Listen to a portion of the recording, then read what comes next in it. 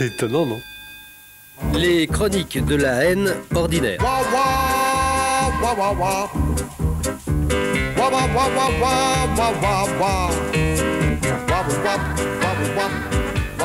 Je possède un berger allemand. Pouf pouf. Je suis possédé par un berger allemand. Depuis que cet animal partage ma vie, j'ai entendu proférer tant de sottises racistes à son endroit que je me sens tenu aujourd'hui de faire une mise au point. Parmi les retombées calamiteuses des ridicules événements estudiantins de mai 1968, un certain nombre de lieux communs écologiques ou animaliers, qui sont autant de contre-vérités aisément démontables sans cric, continuent néanmoins de circuler parmi les anciens combattants de ces monomes qui les répandent encore en chevrotant leur béatitude babacoulante dans les sinistres couloirs en béton des maisons de la cucu moribonde. Idée toute faite, mais qui ont la vie dure. Selon lesquelles, par exemple, tout individu qui tond sa pelouse ou qui désherbe ses sous-bois est une brute herbicide.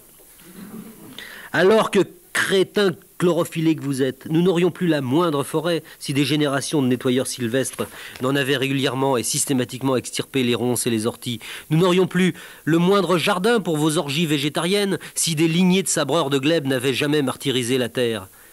Ce sont, hélas, les mêmes débiles écolos, confits d'amour tremblant pour les bébés phoques et les punaises des bois, qui ont décidé une fois pour toutes que les bergers allemands étaient des bêtes féroces.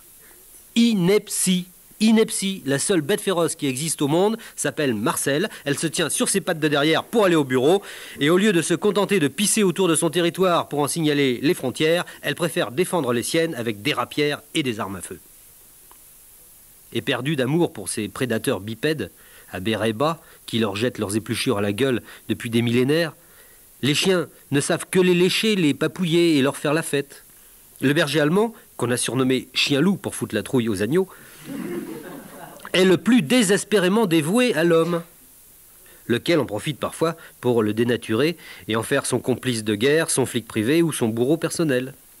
Les hordes vert de gris de naguère, notamment, se sont montrées assez expertes en l'art de dévoyer l'énergie mordante des bergers allemands vers les fonds de culotte de leurs maigres victimes. Mais des SS, il en subsiste encore aujourd'hui. Il y en a plein les pavillons de banlieue. Nostalgiques des ordres noirs, affolé par tout ce qui bouge et qui n'a pas de certificat de baptême, ça voit des bandits et des impies partout. Sa vie barricadée derrière des huisseries blindées et ça cotise à la milice communale des serreurs de fesses effarées. Souvent, c'est nanti d'une femelle à moustache à sensibilité de catcheuse, insaisissable au lit et castratrice à table. Alors, pour se venger, pour avoir l'air plus grand et moins ratatiné, ça s'abrite derrière un berger allemand. Le soir, à l'heure où les employés de banque normaux se mettent des porte-jartelles pour épater leur femme de ménage et sa belle-sœur Thérèse, ça descend dans sa cave en tirant le gros chien au bout d'une corde raide. Ça s'ennoblit d'une schlag, ça s'enfile dans des bottes de cuir et dans des blousons rembourrés, et ça dresse le bon gros chien concon à la tuerie sécuritaire. Mais un jour, le bon gros chien concon en a ras la truffe de sauter à la carotide d'un mannequin de son qui lui a rien fait.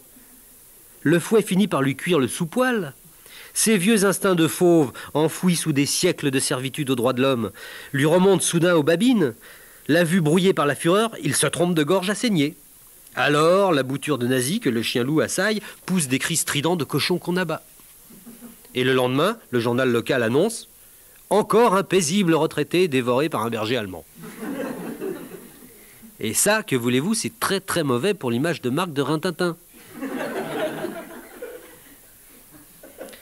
Bien sûr, il existe, en quantité infime, des bergers allemands qui naissent aussi féroces que des fachos français. De même qu'on a vu des maquerelles wallonnes aussi plates que des morues flamandes. Mais c'est extrêmement rare, et c'est souvent le fruit de triturations génétiques de marchands d'animaux peu scrupuleux qui ne craignent pas de provoquer des dégénérescences de fin de race en accouplant à couilles rabattues des cousins encore plus germains que Dédé de Bavière et Josette de Prusse. Et puis merde, quand par malheur un berger allemand se farcit un bébé tartare dans un berceau, qui nous dit que c'est pas le bébé qui a commencé ?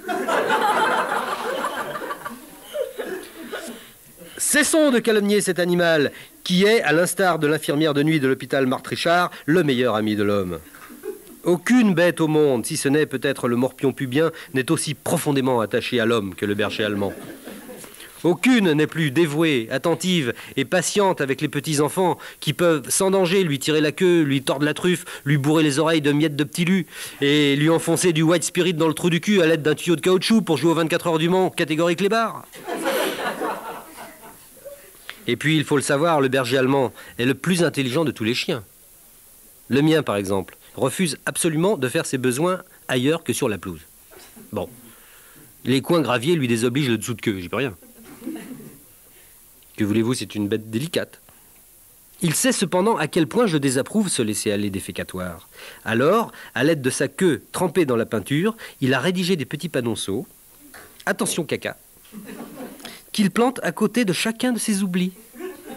Le jardin ressemble ainsi à un golf miniature, c'est très joli.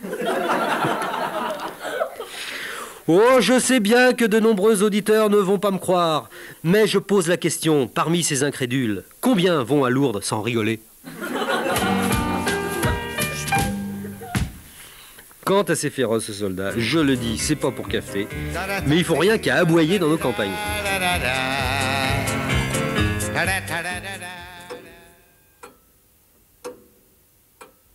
C'est étonnant, non?